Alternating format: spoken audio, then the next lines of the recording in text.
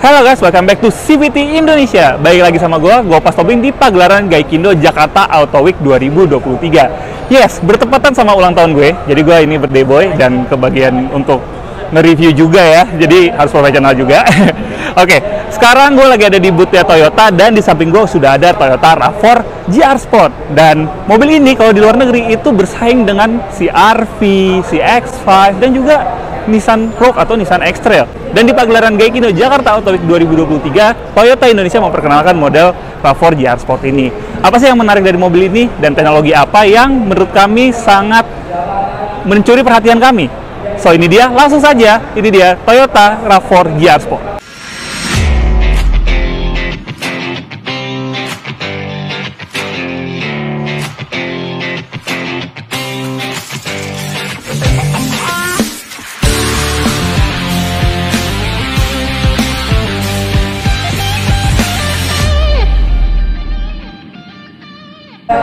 Ya, membahas sedikit mengenai sejarah Toyota RAV4 di Indonesia. Sebenarnya Toyota RAV4 ini bukan mobil yang baru-baru amat di dunia otomotif di Indonesia.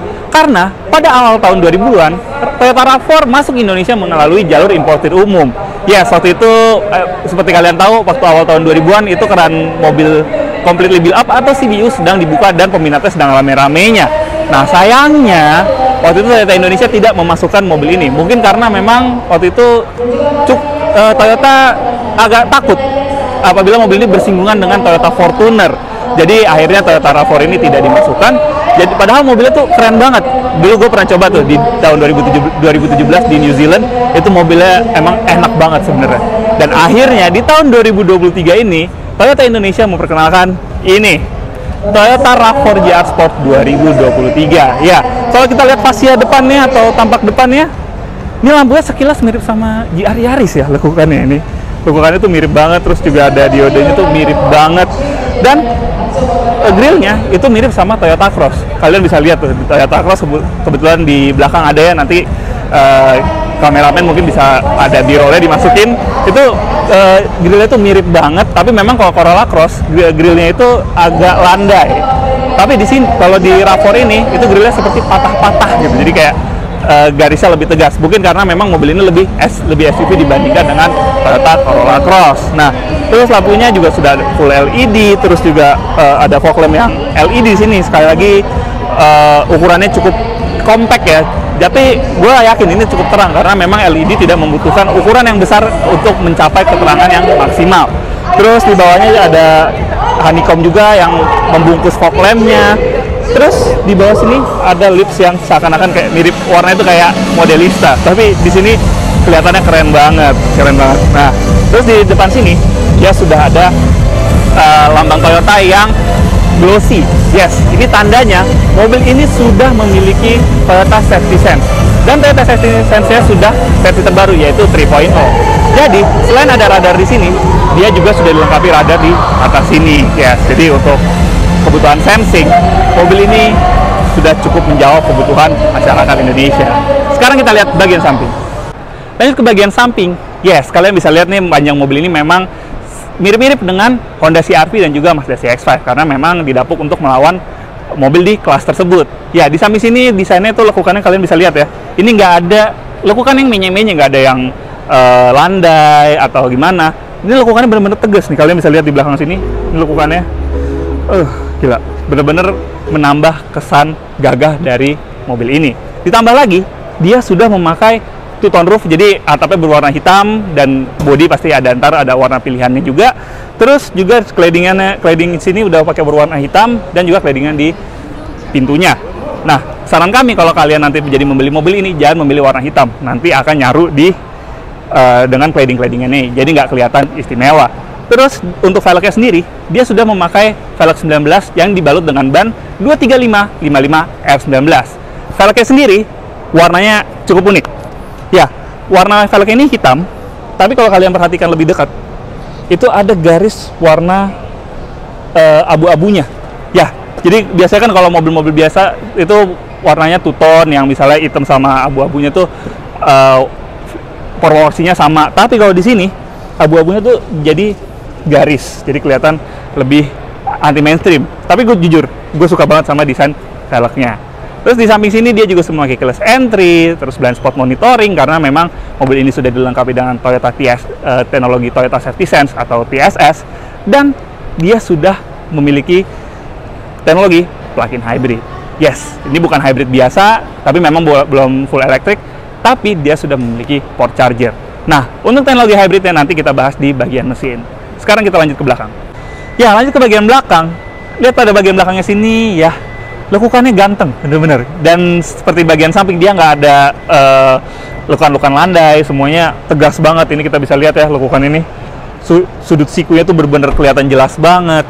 Dan lampunya ini, itu mirip banget sama Corolla Cross. Tadi bagian depannya kita bilang mirip sama Corolla Cross. Di belakangnya, ini ternyata juga mirip sama Corolla Cross. Bukannya desainnya jelek, tapi kenapa harus mirip sama mobil yang berada satu kelas di bawahnya? Kenapa nggak dibikin lebih maco aja gitu ya? Ya, terus untuk lampunya sendiri dia memang kalau kita lihat di sini itu lampu remnya sudah LED. Tapi sayangnya untuk sen dan lampu mundur itu masih pakai bohlam biasa. Nah, kita nggak tahu nih apakah nanti versi produksi akan seperti ini. Kita sih berharap lampu belakangnya full LED sih supaya kelihatan lebih premium aja. Dan di belakang sini dia juga sudah dilengkapi dengan spoiler yang berwarna hitam sewarna dengan atapnya. Terus juga sudah ada rear defogger, dan di sini ada detail yang cukup menarik. Dia memakai detail berwarna hitam untuk bagian lekukan di atas plat ini. Tapi memang belakang sini memang sebenarnya desainnya bagus. Tapi kenapa ini kenapa dibikin warna hitam gitu loh? Kenapa nggak dibikin warna sewarna body tapi ininya hitam? Mungkin jauh lebih menarik, tapi balik ke selera kalian ya. Tapi kalau menurut gue, kalau selera gue lebih suka ini sewarna body aja. Terus bumpernya dia warna hitam, dan di bawah sini dia sudah memakai garnish yang berwarna abu-abu, jadi kelihatan lebih sporty.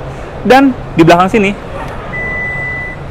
dia sudah dilengkapi dengan power tailgate. Yes, jadi kalau misalnya kalian bawa barang banyak, untuk memasukkannya kalian nggak perlu mikir tuh gimana cara buka bagasinya, karena dengan sekali pencet bagasi langsung kebuka. Dan untuk menutupnya kalian bisa pencet di bagian atas ini. Dan pencetannya ini tuh mirip banget sama Harrier generasi awal dan Alphard generasi awal. Jadi kayak ya mungkin ingin nostalgia dulu RAV4 masuk di tahun-tahun segitu ya. Sekarang kita lihat interiornya. Ya, lanjut ke interior. Di belakang sini bahan joknya ini yang pertama gue notice adalah enak banget. Karena dia memakai bahan yang kelihatan mewahnya. Dia nggak full kulit atau bludru yang kelihatan murahan. Di sini dia memakai bahan half leather, half fabric. Jadi dia masih mendapatkan ademnya si fabric, tapi membuat joknya jadi tahan kotor karena ada lapisan leathernya. Jadi kalau untuk membersihkan dia tidak terlalu repot. Dan kalau misalnya kita parkir di tempat panas, dia tidak akan terlalu panas. Ya. Terus untuk door trimnya dia juga sudah memakai panel soft touch di atas sini dengan jahitan asli. Terus ada soft touch juga di bagian bawah sini. Jadi ya memang di sini masih keras ya, masih plastik. Dan dia sudah memakai penghangat jok di belakang sini. Ya, di ini memang masih spek luar negeri.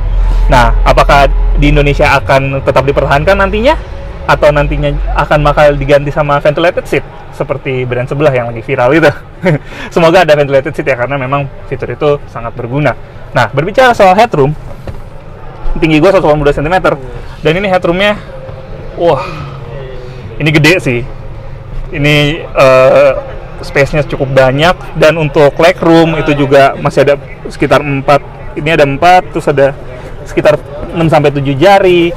Terus untuk footroom, ya, dia memang ada space cukup, tidak fantastis, tapi space-nya cukup untuk mobil di kelasnya. Terus untuk joknya belakangnya lagi, dia juga sudah memakai armrest di belakang sini dengan ada 2 cup holder, dan sudah ada ventilasi AC di tengah sini. Dia bukan triple zone, tapi dia cuma ventilasi AC aja yang menyambungkan semburan dari depan ke belakang. Terus berbicara ke bawah, dia sudah memakai ini port charger yang Type C, ya port charger kekinian ya. Jadi dia nggak ada USB-A lagi. Jadi kalau kalian beli mobil ini, kalian juga mesti beli kabel Type C untuk menunjang kompatibelnya. Sekarang kita lanjut ke depan. Ya, sekarang kita lanjut ke bagian depan. Oh, ini setirnya belum disetting ya tadi ya. Kita agak mundur dikit karena memang posisi nyetirnya ini cukup tinggi. Ya, sekarang untuk bahas bagian depan, kameramen tolong. Iya, nih bagian depannya, dashboardnya dia sudah memakai soft touch ya di sini. Terus juga head unitnya sudah built-in dan sudah memakai premium sound, premium entertainment system dari JBL. Nah, untuk speakernya pasti suaranya oke banget. Terus di sini juga ada ya lampu hazard di sini. AC-nya sudah dual zone dan sudah ada pemanas untuk jok depannya. Jadi kalau kalian lihat tadi di belakang, dia sudah memakai pemanas jok bagian belakang. Di depan sini sudah memakai untuk penumpang dan pengemudi. Jadi untuk joknya, untuk pemanas joknya itu semua jok sudah kebagian. Iya. Terus di bawah sini dia juga sudah ada untuk switch EV, jadi full EV, atau misalnya kalian ingin mematikan EV-nya sama sekali supaya charge lebih cepat, itu bisa menekan tombol ini. Terus ada mode Eco dan Sport, itu switch-nya serasa dengan premium Toyota si Lexus, dan ini untuk mengatur mode AWD-nya, jadi trail, jadi dia berdasarkan medan, jadi mud, gravel, snow, itu ada setelannya di bagian sini. Dan untuk speedometer dia sudah memakai full TFT, mantap.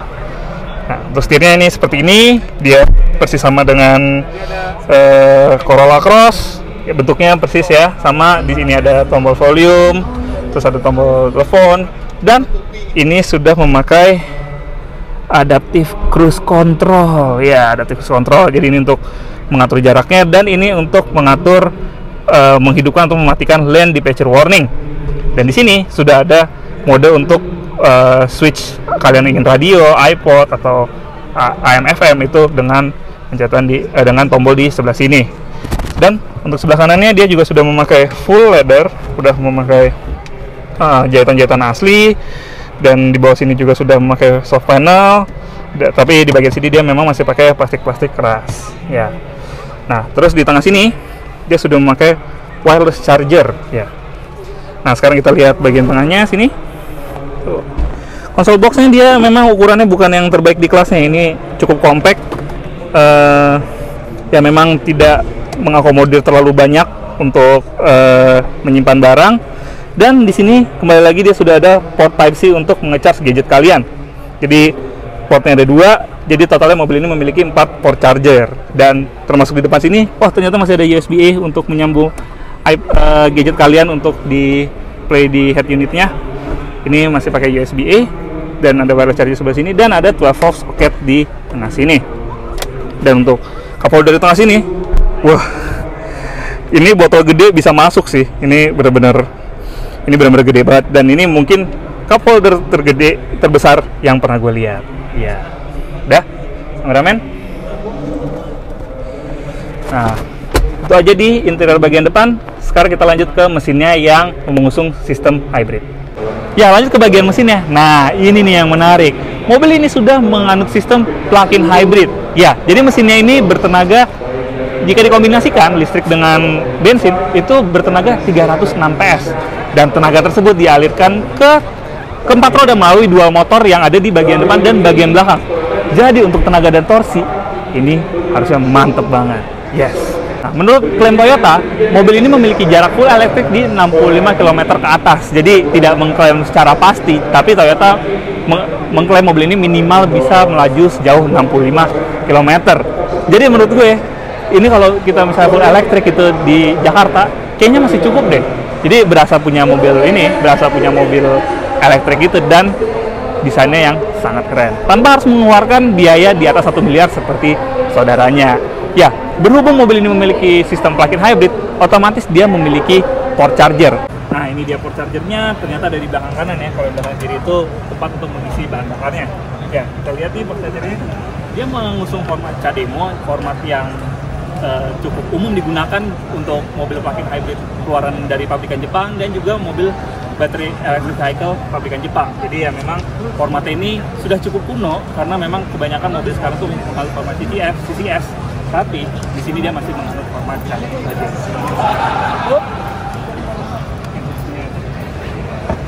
Ya, sampai kita di bagian kesimpulan, bisa disimpulkan mobil ini bisa menjadi penantang serius di kelasnya. Mulai dari fitur yang sangat lengkap, sensing lengkap, model yang gagah, dan juga tenaga mesinnya yang sangat luas di angka 300 horsepower lebih. Dan menurut kami, dengan harganya yang desas-desusnya akan berada di 800 juta, yang dimana orang mengeluarkan duit tersebut untuk membeli gengsi, mobil ini bisa menjadi pilihan yang masih diterima. Oke Sinitis, sekian review kali ini. Jangan lupa like video ini, subscribe di YouTube channel Civit Indonesia, dan nyalakan lonceng notifikasi.